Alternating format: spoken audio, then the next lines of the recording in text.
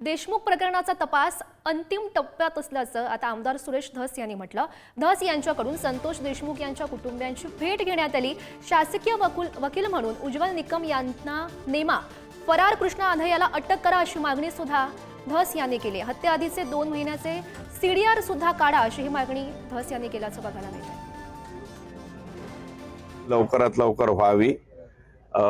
दुसरी जी आहे ते फास्ट ट्रॅक वरती, तर मुख्यमंत्र्यांनी मला वाटतं याच्या बाबतीत सांगितलंय फास्ट ट्रॅक कोर्टातच या घटनेची सुनावणी होणार आहे आणि चार्जशीट आता म्हणतायत, परंतु माझ्या मते 70% SIT गेलेले आहे, अजून 30%।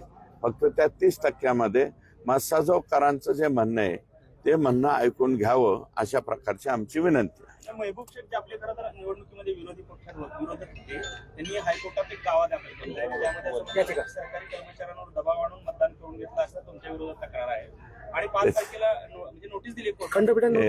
हे बघा, कोर्टाची नोटीस येत असते बरं का, ती येईल, परंतु ही जी त्यांची तक्रार आहे ती तक्रार मतदानाच्या दिवशी त्यांनी करायला पाहिजे।